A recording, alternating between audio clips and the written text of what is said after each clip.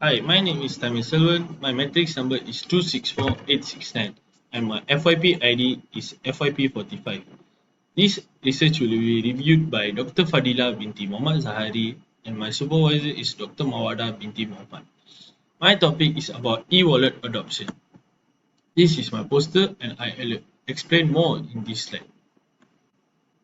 My topic is adoption of e-wallet and the factors that affect adoption of e-wallet among undergraduate students in University Utara Malaysia.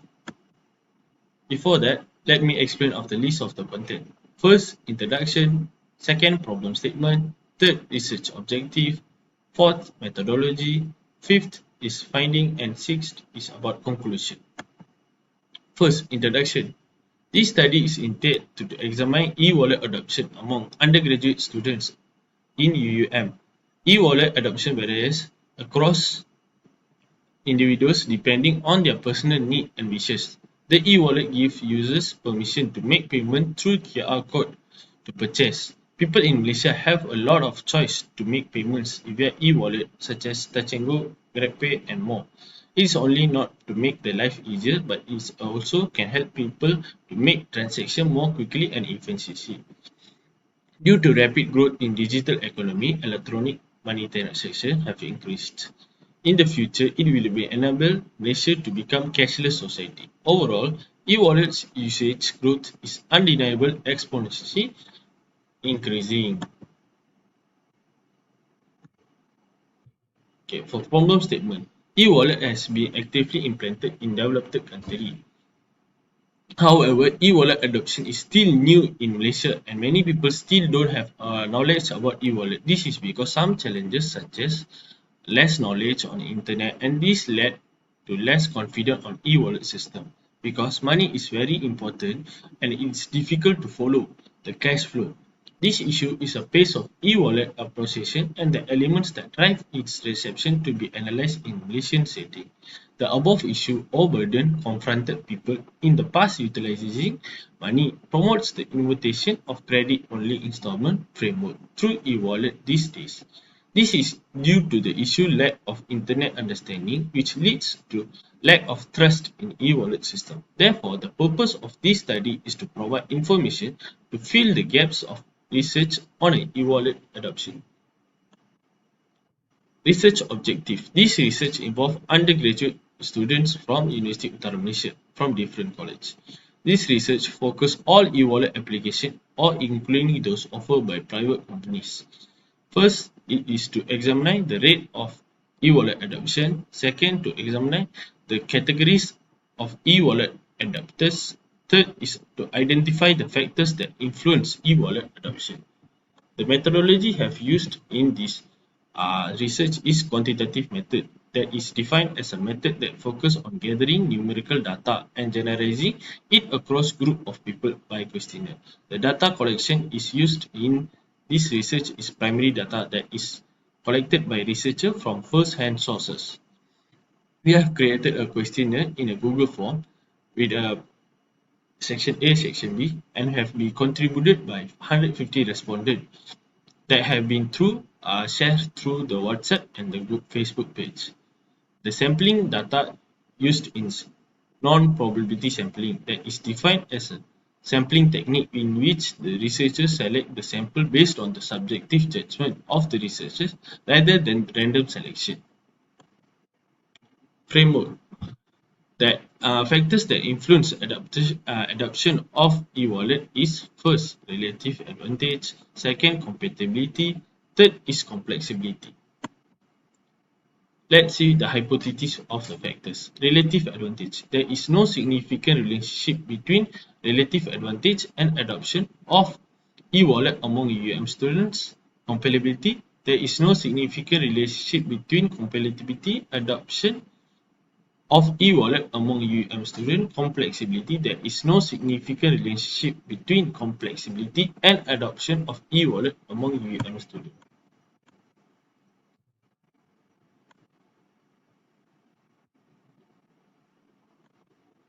Findings.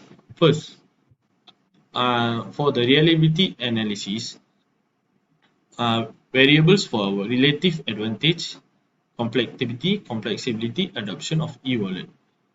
We have used Crunch bar alpha. Relative advantage have scored the highest, that is 1.0, and its reliability is excellent, and compatibility has the least, Crunch alpha, that is 7.95, that has been reliability for satisfied. The Crunch alpha technique is used as a goodness for measure for reliability tests. The closer Crunch alpha is to 1 is the higher internal consistent reliability, and the lowest alpha is considered is an accepted value. Other three variables have a good Crunch alpha value, which range from 0.18 until 1.0. Relative advantage has the highest Crunch bar alpha, which is classified as excellent. Thus, these indicate all four variables items have a high level of internal consistent reliability. For men and women, that is gender, the respondent of the male is 96, female 54, and the mean for male is 4.1806 and the female is 4.1235. Male standard deviation is 0.62486 and the female is 0.69378. There is a significant difference in e-wallet adoption between male and female students. The mean value of e-wallet adoptions are, as I said, based on the mean compare results. Male students have a higher rate of e-wallet adoption compared to female students. This is a QQ plot result indicates of that three groups have exponentially normal distribution. COB with 97 students, mean 4.1924 and standard deviation is 0.59577. CHAS 36 respondent 4.158, mean and standard deviation of 0.60602. And Colgis is 17 respondent and mean is 3.9902 and standard deviation is 0.797445. Correlation analysis. Pearson correlation test.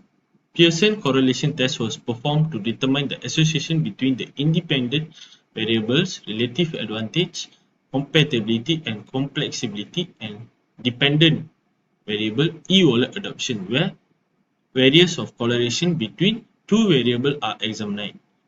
In terms of the strength of the relationship between dependent variable and independent variables, Pearson values has been ranged from 4.5 to 5.68, which indicates moderate relationship between the dependent variable e-wallet adoption and independent variable relative advantage, compatibility and complexity. There is a positive relationship between the significant dependent variables and the independent variables.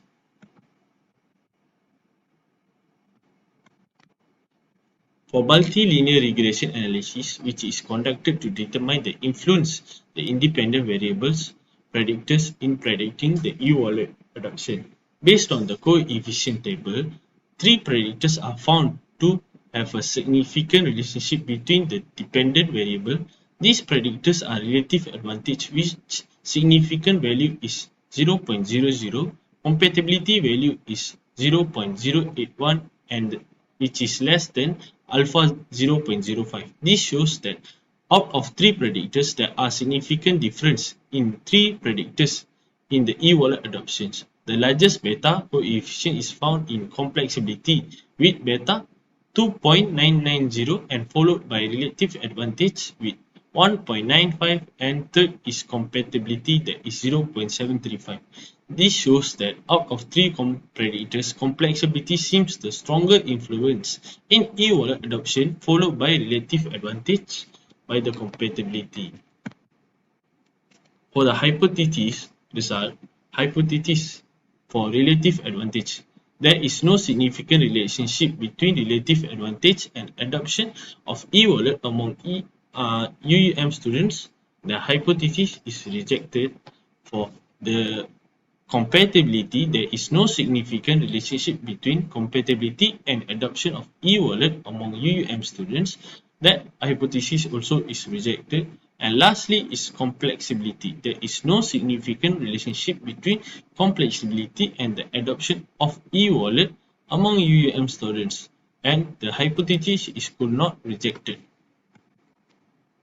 And lastly is the conclusion. It is about the study that concern on adoption of e-wallet and influence the technology acceptance, module attributes such as relative advantage, compatibility, and complexibility on the adoption of e-wallet among respondents.